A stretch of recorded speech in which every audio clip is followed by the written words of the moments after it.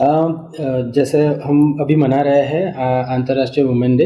और एक बात है कि आज साइंस और टेक्नोलॉजी का जो ज़माना है उसमें भी जब महिला रजस्वला होती है तो बहुत सारी अंधश्रद्धाएं हैं। तो उसके बारे में आप क्या कहना चाहोगे? जी बिल्कुल, सबसे पहले तो मैं महिला दिवस की सभी बहनों को बधाई देना चाहूँगी। और सिर्फ बहनों को ही नहीं बल्कि मैं सुनने वाले सभी भाइयों को, बेटों को और जो लोग भी सुन रहे हैं, मैं सबको बधाई देना चाहती हूँ। क्योंकि मैं समझती हूँ कि स्त्री और पुरुष इस समाज की एक इकाई है। तो बिना स्त्री पुरुष की कल्पना नहीं हो सकती है, और बिना पुरुष किसी महिला की कल्पना भी, किसी स्त्री की कल्पना भी नहीं की जा सकती है। जब दोनों मिलते हैं तो एक इकाई बनती है। तो मैं दोनों लोगों को खूब खूब बधाई देती हूँ, स्त्री को और पुरुष को। अब बात है कि महिला दिवस है और आज का जो विषय लिया गया है वो है मासिक धर्म, रजस्वला, पीरियड। तो ये सारे जो शब्द मैं बोल रही हूँ, कभी समय था कि एक झिझक होती थी बोलने में भी, लेकिन आज एक ये बर्निंग पॉइंट है, एक ज्वलंत मुद्दा बन चुका है। क्योंकि देखा गया है कि बहुत सारे रिसर्च हुए हैं और ये अवलोकन भी किया गया है, ऑब्जर्व भी किया गया है कि बहुत सारी महिलाओं की मौत हो जाती है पीरियड्स में सही रखरखाव नहीं होने के कारण। पीरियड्स में लड़कियों को दर्द होता है, महिलाओं को भी दर्द होता है, तो ये भी एक स्वाभाविक प्रक्रिया है। इसको हमें आराम से लेना है। उसके लिए थोड़ा जो गर्म पानी पीना हो, गर्म पानी का सेक लेना है। ये एक कॉन्ट्रैक्ट, जो हमारा जो ब्लड है, जो एक लेयर बना था वो बाहर आने के लिए उसको संकुचित करता है गर्भाशय को, ताकि वो फोर्स से बाहर आ सके।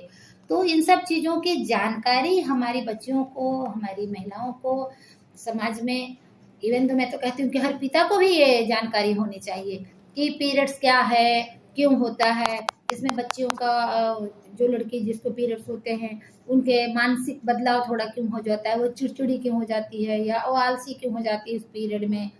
तो इन सब की जानकारी अगर हमारे समाज में होगी तो वहीं से इसके पीछे जो अंधविश्वास है या जो कुरीतियां लग गई हैं वो धीरे धीरे समाप्त हो जाएंगी। क्योंकि हम जब तक हम किसी चीज को पूरी तरीके से जान नहीं लेते हैं, हम उसके लिए अंधेरे में रहते हैं। अब बात आती है कि अंधविश्वास, तो ये अंधविश्वास पनपा कैसे? ऐसी बात नहीं है कि ये शुरू से ही रहा हो, नहीं। क्योंकि आप जानते हैं मनुष्य का विकास धीरे धीरे धीरे धीरे हुआ है। तो प्रकृति ने क्या, किस तरह से विकास किया होगा शारीरिक, वो अभी यहाँ विषय चर्चा का नहीं है। लेकिन ये विषय है कि जब स्त्री को रजस्वला आना शुरू हुआ होगा तो उसको वो उस जमाने में टैकल करती होंगी। पाषाण युग था, उसके बाद धीरे धीरे जो विकास का युग आया।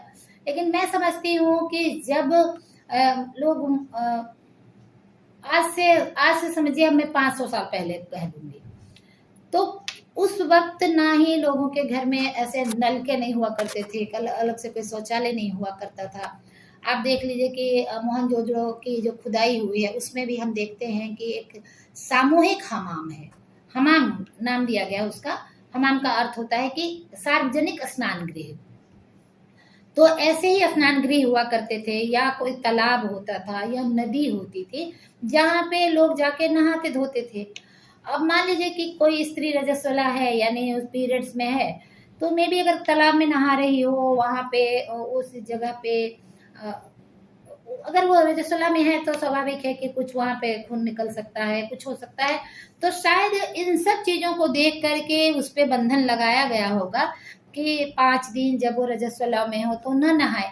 क्योंकि उस वक्त तो बाथरूम तो था नहीं घर में कि बाथरूम में नहाए। उनको नहाने के लिए कुआं भी होगी, बावड़ी, तालाब, नदी या सार्वजनिक जगहों पे आना पड़ता होगा।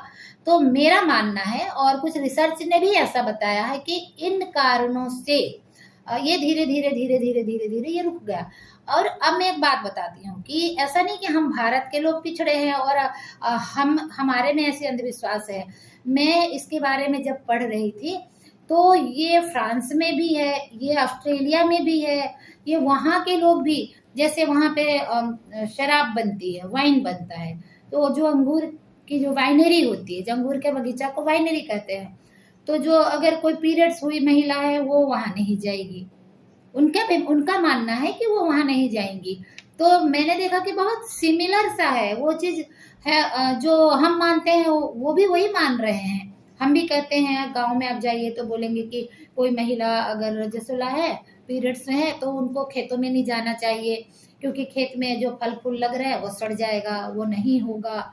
जबकि ऐसी कोई बात नहीं है। मैं एक कृषि वैज्ञानिक हूँ और मैं दावे के साथ कह सकती हूँ, एक स्त्री हूँ और पूरी जिंदगी मैंने सर्विस की है, 30 35 40 साल मुझे सर्विस करते हुए हो गया।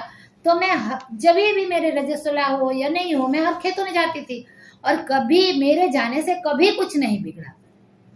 किसी के जाने से, पीरियड से खेतों में कुछ बिगड़ जाए, ऐसा कुछ भी नहीं होने वाला है। दूसरी बात है, जो हमारे गांव में कहते हैं कि अचार, अथाना जो गुजराती में कहते हैं, वो नहीं छूना, वो खराब हो जाएगा। अरे भाई, अथाना अथाना हमारी गंदगी से खराब हो सकता है। हम अगर भीगे हाथ से छू देंगे तो उसमें फंगस आ सकता है। लेकिन अगर एक पीरियड्स की महिला सही है, साफ सुथरे कपड़े पहनी हो, अच्छा नहा रही है, धो रही है, उनके हाथों में गंदगी नहीं है, तो अथाना को कुछ नहीं होने वाला है। ये सारी की सारी भ्रांति है जो हमने पाल रखा है। दूसरी बात है कि स्त्रियों को जब वो रजस्वला होती हैं तो भारत के कई क्षेत्र में, ऐसा मैं नहीं बोलूंगी कि हर क्षेत्र में, कुछ क्षेत्र में खास करके जो आप देखेंगे कि राजस्थान है, गुजरात भी है और महाराष्ट्र है, बिहार है, कई जगह ऐसा है कि जो रजस्वला महिला है वो रसोई में नहीं जा सकती है, वो रसोई नहीं बना सकती है। तो मैं पूजा नहीं कर सकती है। पूजा तो पूरे भारत में लोग मानते हैं कि जो रजस्वला स्त्री है वो पूजा नहीं कर सकती है। तो मैं ये कहना चाहती हूँ कि जब आप स्त्री को देवी कहते हो तो वो देवी है, वो जब 25 दिन देवी रहती है तो 5 दिन वो देवी नहीं कैसे होती है? वो 5 दिन एक शारीरिक प्रक्रिया से गुजर रही है। उस वक्त उसके इमोशंस थोड़े से, जो हार्मोनल डिसबैलेंस होता है, इसलिए वो थोड़ा चिड़चिड़ा हो सकती है, उसको गुस्सा आ सकता है। कभी कभी किसी स्त्री का तो शरीर का तापमान भी बढ़ जाता है, किसी के पेट में मरोड़े आते हैं। तो उस वक्त तो आपको सहानुभूति की आवश्यकता है, प्यार देने की आवश्यकता है, ना कि उनसे घृणा की वो घृणा की वस्तु है। मैंने देखा है गांव में, जब कोई लड़की 12 13 साल की लड़की को पीरियड्स हो जाते हैं, जो अपनी मम्मी से चिपक के सोने वाली लड़की है, उसको पीरियड्स हो गया, उसको एक कमरे में अलग से सुला दिया जाता है, वो डर जाती है। एक तो उसको ये लगता है कि ये क्या हो गया मुझे, उसके जो हार्मोन है वो थोड़ा उनको डिसबैलेंस करते हैं। ऊपर से परिवार का एक ऐसा अत्याचार कि उसको अलग से सुला दिया जाए, उसको जो उस बिस्तर पे सोती थी वहां से हटा के उसको जमीन पे सुला दिया जाना। तो ये चीजें जो है ना, ये स्त्रियों को एक सदमे में डालती है, ट्रॉमा में डालती है। वो छोटी सी लड़की, 12 13 साल की लड़की, कहीं ना कहीं उसके दिमाग में ये लगता है कि ये कुछ तो ऐसा गलत हो रहा है या मैं गलत हूँ। कई बार एक मैंने पढ़ा था कहीं पे कि एक लड़की को स्कूल में पीरियड्स हो गए और उसको बच्चों ने चिढ़ाना शुरू किया कि तुम्हारे पेट में बच्चा आ गया है, और उस लड़की ने सुसाइड कर लिया। तो मैं समझती हूँ कि ये सिर्फ इसलिए है कि हमारे बच्चों को पीरियड्स के बारे में प्रॉपर जानकारी नहीं दी गई है। और उसने घर में भी देखा होगा इन सब चीजों को। घर की माँ खुल के बात नहीं करती है, बहन बात नहीं करती है, बच्ची किससे पूछे, किसको कहे। और इसमें क्योंकि सबका मन मानसिक इतना नहीं होता है कि वो तनाव झेल सके, तो इन सब को हमें दरकिनार करना है। इन सारी जो व्यवधान है उन सब को हटाना है। इसके लिए जागरूकता बहुत जरूरी है। एक चीज जो खुशनुमा भी है हमारे देश में, मैं बताऊं कि अगर आप साउथ यानी दक्षिण भारत में आप चले जाइए, वहां अगर एक बच्ची को पीरियड्स होता है तो उसके स्त्रीत्व को, कि वो एक लड़की से, एक किशोरी से एक स्त्री बनने के रास्ते पे सकुशल कदम रख रही है, इसको सेलिब्रेट किया जाता है। उसके विमेनहुड को सेलिब्रेट किया जाता है, उत्सव मनाया जाता है।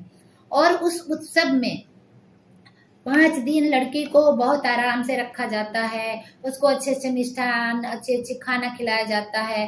फिर 5वें दिन बहुत सारी गांव की महिलाएं, जो उसकी चाची बुआ जो भी होंगी, मम्मी, सब मिलकर के उसको नहलाती है, उसको सजाती है। उसके मामा के घर से और दूसरी जगह से उसके लिए उपहार आता है, और उस लड़की को मतलब कि ये मैसेज जाता है कि अब ये लड़की शारीरिक रूप से एक अच्छी स्त्री बन चुकी है। नहीं तो आप देखो कि कुछ ऐसी परेशानियां होती हैं लड़कियों को, बचपन में पोषक भोजन नहीं मिला हो, कोई बीमारी हो गई हो, कुछ ऐसे कारण होता है कि कई लड़कियों को पीरियड्स ही नहीं आते हैं, और वो लड़की बाद में चल करके माँ नहीं बन सकती है। तो क्या होता है कि कहीं ना कहीं माँ नहीं बनना अपने आप में एक स्त्री का अधूरापन रह जाता है।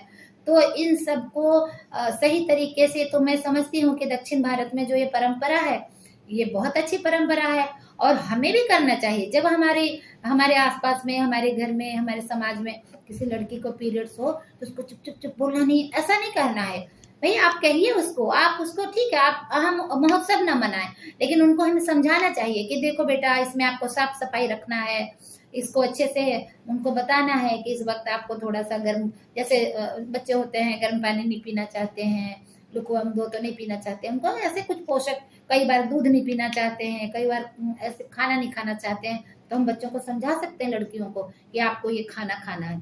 और मैं समझती हूँ कि जब भाई बहन का परिवार है, जो सिबलिंग्स है, उसमें भाई को भी ये बात बताना चाहिए कि देखो तुम्हारी बहन तुमसे इसलिए अलग है, और उसमें ये परिवर्तन हुआ है, तो तुमको यू शुड नो, आपको जानना चाहिए कि इस समय आपको अपनी बहन को सपोर्ट करना है, ना कि वो भाई देख लेगा, ठीक है वो चीज है, पर्दे की चीज है, हम रखेंगे, लेकिन उसके बारे में नहीं पर्दा करना है, उसके बारे में हमें बताया जाना चाहिए लोगों को।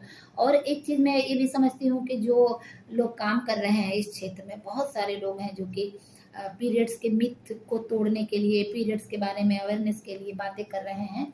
इनसे मेरी जो अगर ये सुन रहे होंगे तो मेरी ये गुजारिश है कि जिस क्षेत्र में हम काम करते हैं, जैसे मैं बेसिकली बिहार से हूँ, लेकिन मैं अभी गुजरात में काम कर रही हूँ, तो अब गुजरात के गांव में जाकर के मैं कई बार लड़कियों से बातें की। जैसे एक बार किसी लड़की ने मुझे बोला कि उसकी दादी ने बोला कि नहीं नहीं वो नहीं जाएगी, आज आपके कार्यक्रम में नहीं जाएगी। मैंने पूछा क्यों नहीं आएगी, तो वो लुगड़ा भराया है। अब ये लुगड़ा भराना शब्द क्या है मुझे भी नहीं समझ में आया। मैंने सोचा पता नहीं क्या हुआ है, लुगड़ा भरा गया, और मैं सबको बोली थी कि लुगड़ा भराना क्या होता है। फिर लोग हंस रहे थे और ऐसे फिर मैंने पूछा भाई क्या है, फिर बताया किसी ने कि वो माहवारी जब लड़कियां होती है उसको लुगड़ा भराना कहते हैं।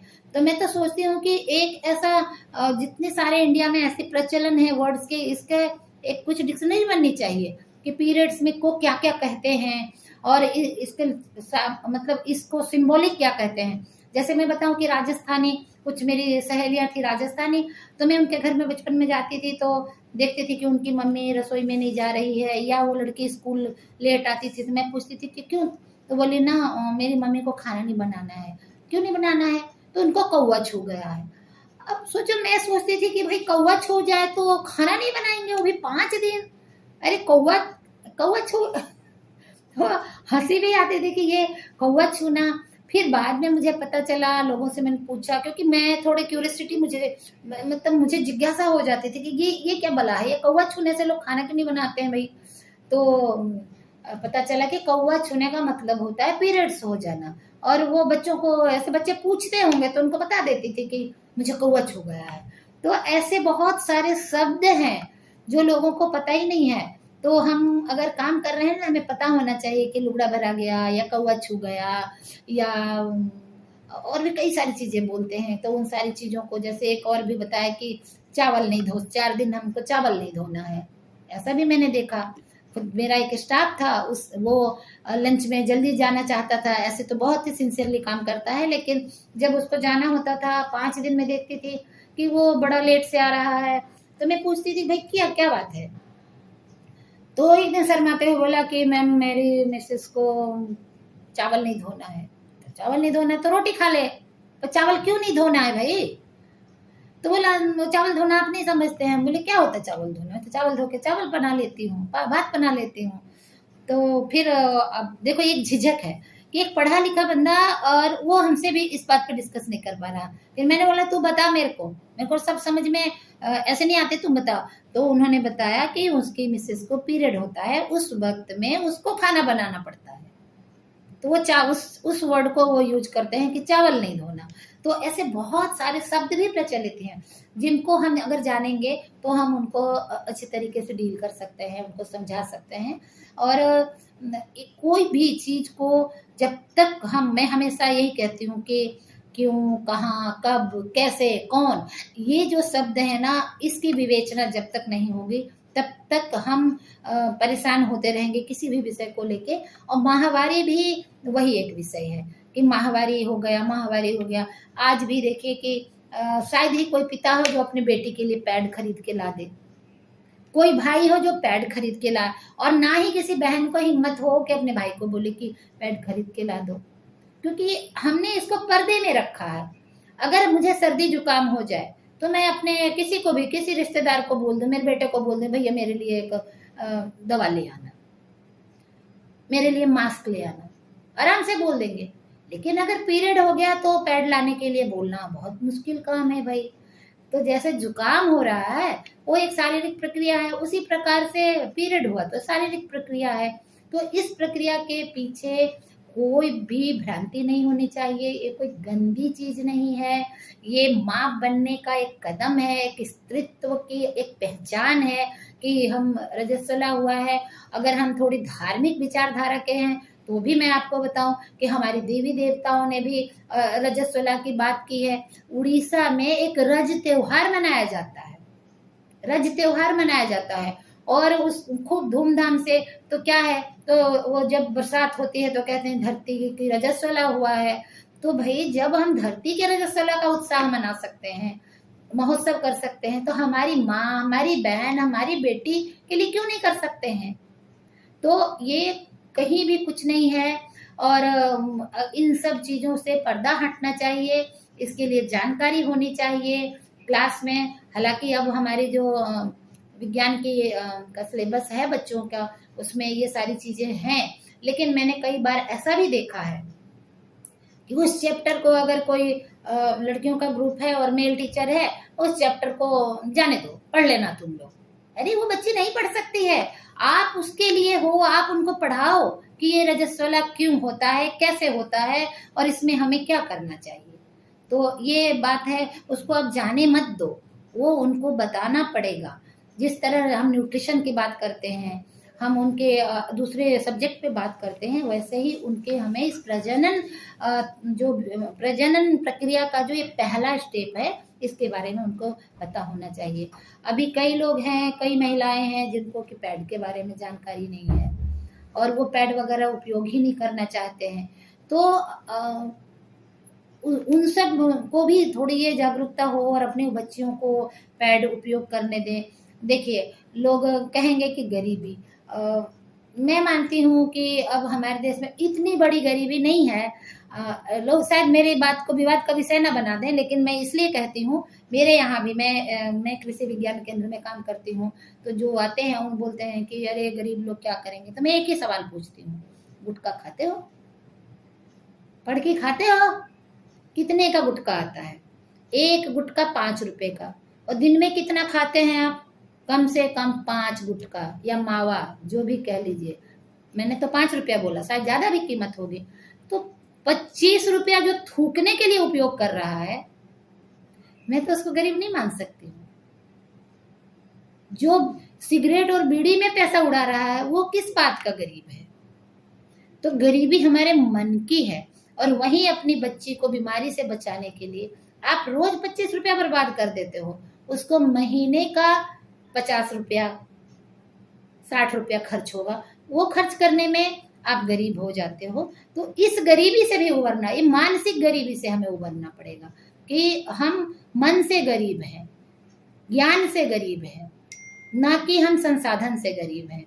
तो अभी देखिए, बहुत सारे जो सामाजिक कार्य करने वाले संस्था हैं, वो लोगों को फ्री देते हैं। आजकल स्कूल में लड़कियों को फ्री पैड मिल रहे हैं। मैंने तो स्टेशंस पे देखे हैं कि पैड का ATM जैसा बना हुआ है। किसी लड़की को अचानक आ गया, तो आजकल रेलवे में प्रोवाइड कर ट्रेन में आप जा रहे हैं वहाँ प्रोवाइड करता है, फ्लाइट में प्रोवाइड करते हैं। तो बहुत सारी सुविधाएं हुई हैं, लेकिन बहुत काम करना अभी बाकी है। इनके बारे में जागरूकता लाना बाकी है। और जब भी कोई लड़की पीरियड हो तो उसमें कई बार बोला जाता है कि खट्टा नहीं खाना है, और गरम चीज़ नहीं खाना, गरम भात नहीं खाना, गरम खाना नहीं खाना। क्यों नहीं खाना? गरम खाना ही खाना, ताज़ा खाना ही खाना। कोई भ्रांति नहीं है कि ताज़ा खाना खाने से उसको ज़्यादा पीरियड नहीं, उसकी जितनी लेयर, जितना उसका ब्लड जमा था वो धीरे धीरे बाहर आएगा। तो उसके आने के लिए आप कोई खुराक खा लेंगे उससे कोई फर्क नहीं पड़ेगा, आप गर्म खा लिए, बल्कि ताज़ा खाना खाना चाहिए उस समय, क्योंकि जब जब उसके शरीर से ब्लड जा रहा है तो उसके शरीर से आयरन निकल रहा है, तो उसकी क्षतिपूर्ति होनी चाहिए, ना कि उसको ये खा लिया तो ज़्यादा हो जाएगा। इवन तो जब मैं भी छोटी थी तो मुझे भी मना किया जाता था। मुझे इमली बहुत अच्छी लगती थी, मैं इमली खाती रहती थी, तो बोला जाता था इमली खा रही है जल्दी से महीना हो जाएगा। भाई मुझे तो नहीं समझ में, मैं तब भी नहीं समझती थी, शायद साइंटिफिक टेम्परामेंट तब भी दिमाग में कीड़ा था, मुझे नहीं पता, मैं बाद में साइंटिस्ट बनूंगी, लेकिन शायद ये था दिमाग में। तो मैं तो बोलती थी कि इमली खाने से होगा तो हो जाएगा, मैं ये भी बोलती थी होगा तो होगा, मेरी मम्मी को हुआ मुझे भी हो जाएगा, इसमें क्या है। तो ये थोड़ी चीजें हैं कि अगर बच्चों में ये कॉन्फिडेंस आ जाए कि भाई पीरियड है तो है, इसमें क्या है, तो कोई दिक्कत नहीं है। तो आप सारी प्रक्रिया कर सकते हो। उस वक्त खूब सारा सैनिटेशन की ज़रूरत होती है। नहाना बंद नहीं करना है, बल्कि नहाना है। अगर आपके सर में कभी कभी किसी के सर में दर्द होने लगता है तो आप सर से नहाओ। कई लोग बोलते हैं अगर सर से नहा लिया तो बच्चा सांप जैसा पैदा हो जाएगा। जैसे जैसे खाने के बारे में भी बहुत सारी मान्यता है कि वे रजस्वला महिला को ये नहीं खाना चाहिए, वो नहीं खाना चाहिए, उसके पीछे का कोई साइंस है या फिर ये मिथ ही है? देखिए, ऐसे तो आप लोगों से पूछेंगे तो बहुत सारी साइंस बता देंगे, लेकिन मेरे अनुसार जितना मैं जानती हूँ, जो जो बताया जाता है कि खट्टा नहीं खाना, कोई साइंस नहीं है। गरम भात नहीं खाना, कोई साइंस नहीं है। दूध नहीं पीना, कोई साइंस नहीं है। अगर कोई बच्चे को रजस्वला हो रहा है या कोई स्त्री को भी रजस्वला हो रहा है तो मौसम्बी खाए, वो फल खाए, वो नींबू पानी पिए, उसको कोई हानि नहीं होने वाला है। उसको गरम खाना खाना चाहिए, गरम ताज़ा चावल खाना चाहिए, रोटी खानी चाहिए, पोषक तत्व खाना चाहिए, कुछ भी ऐसा खाने से नहीं। इवन तो जैसे मैं न्यूट्रिशन के बारे में जितना जानती हूँ उसके अनुसार हमारे बॉडी में जो हम खाना लेते हैं उसमें जो आयरन होता है उसको ब्रेक डाउन होने के लिए, हमारे बॉडी में अवशोषित होने के लिए उसको सिट्रिक एसिड चाहिए होता है, फोलिक एसिड होता है चाहिए होता है बॉडी में, ताकि उसको ब्रेक डाउन कर सके। तो हम क्यों नहीं खट्टा खाएंगे? आपको टमाटर का सलाद खाना चाहिए, आप चुकंदर खाते हैं उसमें से आयरन निकालने के लिए ये खट्टी चीज़ें चाहिए होंगी, तो क्यों नहीं खाना चाहिए? बिल्कुल खाना चाहिए। हाँ, स्वस्थ खाना खाना चाहिए, साफ सुथरा खाना खाना चाहिए, हो सके तो ताज़ा खाना खाना चाहिए। ताज़ा मैं इसलिए बोल रही हूँ कि आजकल पैक्ड फूड बहुत आते हैं, बाजार से लोग लाए, माइक्रोवेव में गर्म कर लिए, तो वो गर्म तो हो गया लेकिन वो ताज़ा नहीं होता है। उससे बेहतर है कि मम्मी की रात की रोटी सुबह में खा लो, वो उससे ताज़ा है। वो तो महीनों का खाना है, उसमें कितने बैक्टीरिया डेवलप हुए होंगे हमें नहीं पता, नहीं तो उसमें बहुत सारे केमिकल्स होते हैं जो हमें हार्म कर सकता है। लेकिन घर का बना हुआ ताज़ा खाना, पौष्टिक खाना खूब खाना चाहिए। वो खट्टा हो, मीठा हो, नमकीन हो, कोई फ़र्क नहीं पड़ता है, जो आपको रुचे वो खाइए, इसमें कोई दिक्कत नहीं है। खाने की बात ये है। बहुत सारी ऐसी मान्यताएं हैं जो आपने बात की, पर दो क्वेश्चन थे कि वे रजस्वला महिला का चेहरा नहीं देखना चाहिए, और एक दूसरा था कि जो पेड़ होते हैं वो किसी को दिखने नहीं चाहिए, या तो उसको संभाल के रखना चाहिए। उसके पीछे लोगों की क्या मान्यता है और साइंस क्या है? देखिए, रजस्वला स्त्री को नहीं देखना चाहिए, मैं तो कहती हूँ कि देखना चाहिए। अगर आप शुभ अशुभ मानते होंगे कि कहीं जाने के समय ये नहीं देखना वो नहीं देखना, हालांकि आपको जाना है आप जाइए, आप अपने घड़ी का टाइम देखिए और गाड़ी देखिए, दो ही चीज़ देखना होता है कि आपका सही समय पे आप पहुँच जाए गंतव्य पे, ताकि आपको गाड़ी मिल सके। मेरे अनुसार इससे ज़्यादा कुछ भी नहीं देखना है कहीं जाने के लिए। लेकिन स्त्री का मुँह देखना कोई दिक्कत नहीं है, आप खूब देखिए। मैं एक बात पूछना चाहती हूँ लोगों से कि क्या फूलों से भरा हुआ पौधा देखना कैसा लगता है आपको? कोई ऐसा व्यक्ति नहीं होगा जो कहे कि फूलों से भरा हुआ पौधा देखने में मुझे अच्छा नहीं लगता है। तो फूल जब खिलते हैं उसके बाद ही वृक्ष में फल लगते हैं, और एक स्त्री जब रजस्वला होती है उसके बाद ही वो माँ बन सकती है। तो मैं तो समझती हूँ कि स्त्रियों के लिए वो फूल खिलने जैसा है। आपको मैं मज़े की बात बताऊँ कि अभी तो मेरा रजस्वला बंद है, पर मैं जब मेरा रजस्वला होता था, जब मैं पीरियड होती थी और जब मुझे ऑफिस में कभी मैं बोलती थी कि मुझे थोड़ा आराम चाहिए, तो पूछते थे क्यों, तो मैं बोलती थी अरे भैया मेरा फूल खिला हुआ है। मैंने भी कोड वर्ड बना रखा था कि मेरे फूल खिले हुए हैं, क्योंकि मैं समझती हूँ कि वो स्त्री के लिए एक पुष्पन के जैसे है। तो इसमें अशुद्ध क्या है, बुरा क्या है कि हम नहीं मुँह देखना है? आपको मुँह देखना चाहिए। आपकी पत्नी रजस्वला हुई है तो जाते वक्त अच्छे से उसका मुँह देखिए, उसको प्यार से सहला के जाइए कि आराम से रहना, मैं अभी आता हूँ। इसमें कोई बुराई नहीं है, कुछ भी नहीं, खूब देखना चाहिए। दूसरी बात है कि पैड को संभाल के रखना। भाई संभाल के कूड़े में रखना, कूड़ेदान में। संभालने की बात मैं बताती हूँ कि पैड को, जो यूज किया हुआ पैड है उसको यूज करने के बाद उसको अच्छे से मोड़ो और उसको कागज में लपेटो, ना कि पॉलीथीन में डालो। कागज में लपेट के कूड़ेदान में डालो। कई जगह ये देखा जाता है कि पैड को लोग क्या करते हैं कि मैंने देखा है, मेरे अपने घर में जान पहचान में मैंने देखा है कि वो अपनी लड़की का जो कपड़ा जो यूज किया हुआ कपड़ा माहवारी का, उसको संभाल के एक पॉलीथीन में रखा है, उससे बदबू आ रही है। मैंने सोचा ये क्या है, बोला ये मेरी लड़की का पीरियड का कपड़ा है। मैंने बोला इसको ऐसे क्यों रखा है, इसको कूड़ा में फेंको। नहीं नहीं नहीं नहीं नहीं, कोई इसको देख लेगा या जला देगा तो बांझ हो जाएगी। अरे भैया ये पैड जलाने से, कपड़ा जलाने से कोई बांझ नहीं होता है। बांझ होता है गंदा कपड़ा का उपयोग करने से, बांझ होता है उसके शरीर में प्रॉपर पोषण न्यूट्रिशन नहीं जाने से।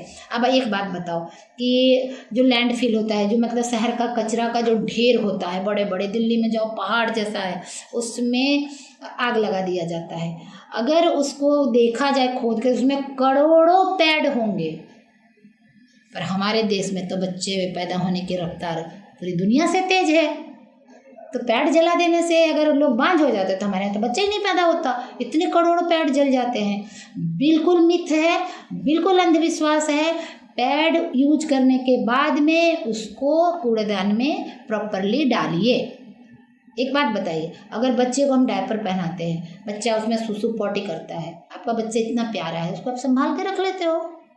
नहीं रखते ना, आप उसको कचरे में डाल देते हैं। तो पीरियड के पैड को रख लेना। कहीं से न्याय संगत नहीं है, कहीं से विज्ञान संगत नहीं है।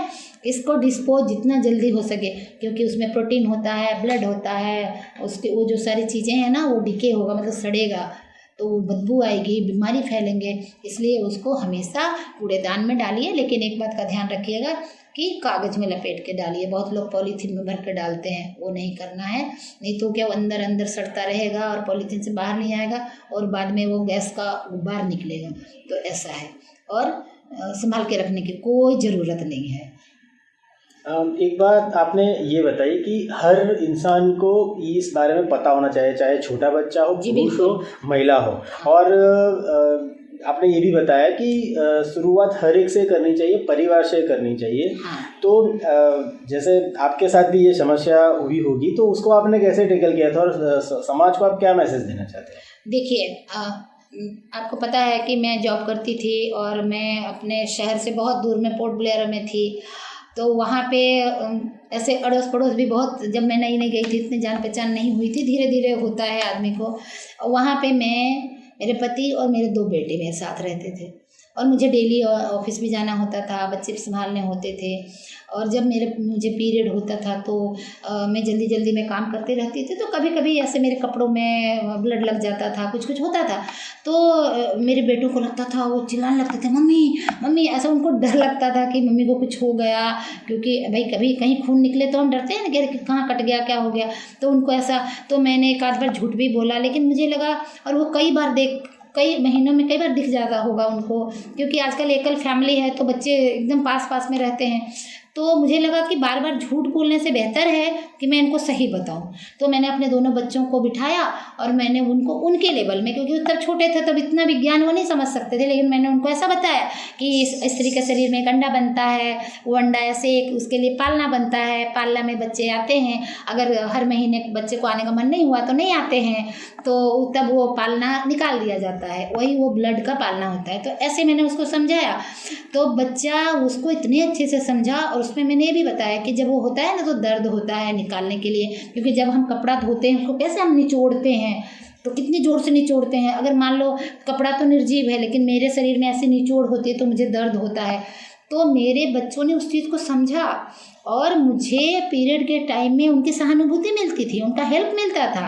वो ज़्यादा मुझे तंग नहीं करते थे, मुझे गर्म पानी करके देते थे, मुझे कभी कभी वो गर्म पानी का पैड बना के देते थे कि मम्मी आपका पेट दुख रहा था पेट पे रखो।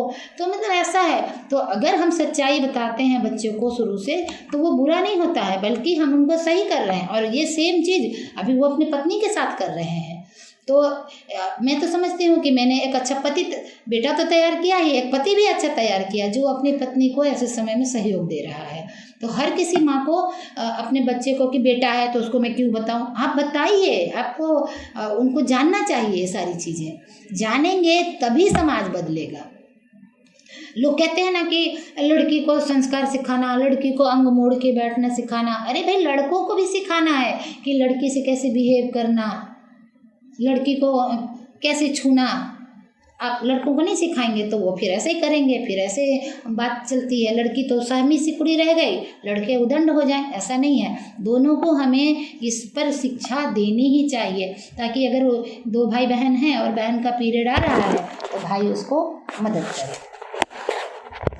एक आखिरी बात जी, कि एक कथावाचक है और उनके फॉलोअर भी ज़्यादा है जिनका नाम है जया किशोरी जी, और उन्होंने बताया था एक न्यूज़ चैनल के इंटरव्यू में कि रजस्वला महिला जो होती है वो उस टाइम पे हर काम कर सकती है, उसको अपवित्र नहीं माना जा सकता, और आचार वगैरह बिगड़ता है ये भी उन्होंने करके देखा है, ऐसा कुछ नहीं हुआ है। और उनके विरोध में कुछ और दो कथावाचक आ गए, पुरुष कथावाचक, उन्होंने बोला कि ये बकवास कर रही है, ये सही नहीं कह रही है। अब साइंस क्या कहता है इस बारे में? साइंस वही कहता है जो एक महिला ने कहा, क्योंकि जया किशोरी एक महिला है और उसने खुद पे देखा, वो पढ़ी लिखी महिला है, मैं भी देखती हूँ, बहुत सुंदर भी है, बहुत सुंदर बोलती हैं, बहुत अच्छा गाती हैं। तो मैंने उनको देखा है कि वो साइंस से रिलेटेड बातें करती हैं। धार्मिक होना, कथावाचक होना कहीं कोई बुराई नहीं है कि वो साइंस, उन्होंने साइंस पढ़ा है तो वो साइंस की बात कर रही हैं। वो महिला है तो उसने अचार छू के देखा होगा। अभी पुरुष को क्या पता, जिसको पीरियड होता ही नहीं है तो अचार बिगड़ जाता है कि क्या हो जाता है। अरे जिस माँ ने आपको जन्म दिया और रजस्वला के कारण आपको जन्म दिया तो आप बिगड़ गए क्या? जब आप नहीं बिगड़े, आप इतने सुंदर बढ़िया धरती पे एंजॉय कर रहे हैं तो अचार कैसे बिगड़ जाएगा? कुछ नहीं बिगड़ता है, कुछ भी नहीं। मैं रामेश्वरम गई थी, यहाँ से घूमने का मुझे बड़ा शौक है। मैं वहाँ रामेश्वरम गई, वहाँ जाके मुझे पीरियड हो गए। मेरे साथ वाले लोग बोल रहे थे आपको मंदिर में नहीं जाना है। अरे क्यों नहीं जाना भाई? मैंने खूब मंदिर घूमा, खूब देखा मैंने। वहाँ 21 कुंड होते, मैंने 21 कुंड में मैंने स्नान किया, कुछ भी नहीं हुआ। मैं अच्छी भली देखो तगड़ी सी एकदम मोटी तगड़ी स्वस्थ यहाँ पे हूँ, अच्छा काम कर रही हूँ, अच्छा परिवार है, तो क्या होता है? कुछ भी नहीं होता है। ये विज्ञान की बातें हैं, आपको उसमें सफाई रखनी है। हाँ, उस वक्त आप अपना पैड वहाँ जाके कोने में फेंक देंगे, कहीं कोई शौचालय है सार्वजनिक वहाँ रख दिए, ये गलत बात है, वो नहीं होना चाहिए। उसका ये भी मैं अपनी महिलाओं को अब दूसरा पक्ष भी बताती हूँ कि आपको भी सतर्क रखना है कि आपको अगर पीरियड हुआ है तो उस गंदगी को आप जहाँ तहाँ मत फेंकें। गंदगी तो गंदगी ही होती है। ऐसे में पुरुष को भी बोलते हैं कि आप गुटखा खा के यहाँ वहाँ नहीं थूकिए, यहाँ वहाँ आप मूत्रदान मत कीजिए। ऐसे में महिलाओं को भी कहती हूँ कि आपका जब पीरियड होता है तो उसको अच्छे से निपटाइए। अगर कहीं गए और वहाँ पे कुछ आपको कूड़ेदान नहीं दिख रहा है तो आप वहाँ पूछिए। मैं कई बार पेट्रोल पंप पे गई, वहाँ टॉयलेट में गई, वहाँ पे मैंने देखा टॉयलेट में कुछ रखने को नहीं है, मुझे रखना होता था। मैं तो निकल के बोलते सुन भाई हमारा पैर मुँह को कहीं मुँह को, वो बेचारा झिझक पे जा शर्मा जाता था, डोल ला के देता था। कहना पड़ेगा भाई गंदगी डालने के लिए। तो वो भी एक हमारी तरफ से वो पक्ष भी है कि महिलाओं को भी इस बात का ध्यान रखना चाहिए, क्योंकि बहुत सारे सार्वजनिक जो होते हैं ना शौचालय, वो पैड से बहुत गंदे होते हैं, कोना में फेंक देना, इधर कर देना, उसका ध्यान तो बिल्कुल रखना होगा। लेकिन आपके पीरियड होने से कोई चीज़ का स्वाद बिगड़ जाना, कोई में फल नहीं आना, फूल नहीं लगना, ये बिल्कुल गलत बात है। और जया किशोरी जी के मैं बिल्कुल साथ हूँ। और जिस पुरुष कथावाचक ने उनका खंडन किया है, अगर हालांकि वो बड़े लोग हैं, हमारी बात तो कहाँ सुनेंगे, लेकिन अगर सुनेंगे तो मैं उनको कहती हूँ कि मैं भी एक महिला हूँ और मैं रजस्वला होती थी, अभी तो नहीं हो रही हूँ, होती थी, तो मैंने वो सारे काम किए हैं जो लोगों ने कहा था नहीं करने के लिए, और मैं बिल्कुल बहुत ही सफल ज़िंदगी जी रही हूँ। तो ये पूरी जो टॉक है उसको हमें 4-5 लाइन में कंक्लूड करना हो तो आप क्या कहना चाहेंगे? बस मैं यही कहना चाहूँगी कि जो रजस्वला या माहवारी या पीरियड्स, जो भी शब्द आप उपयोग करें, ये एक मनुष्य का, एक जो स्त्री के रूप में पैदा हुई है उसके शरीर की एक प्रक्रिया है। जैसे पुरुषों की मूछें आती हैं, पुरुष का शरीर बलिष्ठ होता है, वैसे ही स्त्री का रजस्वला होता है, उससे वो स्त्री परफेक्ट होती है। उस वक्त कोई भी अंधविश्वास की ज़रूरत नहीं है। उस समय ज़रूरत है सफाई की, उस समय ज़रूरत है पोषण की, उस समय ज़रूरी है सहानुभूति की। उस समय उस स्त्री को पूरे परिवार का सहकार मिलना चाहिए, सहयोग मिलना चाहिए। और ये सारी बातें सिर्फ हम कुछ लोगों के बीच में न रहे, ये जन जन तक पहुंचना चाहिए, ताकि माहवारी के पीछे जो अंधविश्वास है इसको दूर करने का एक मुहिम बने, एक मिशन बने। थैंक यू सो मच, बहुत बहुत शुक्रिया आपका।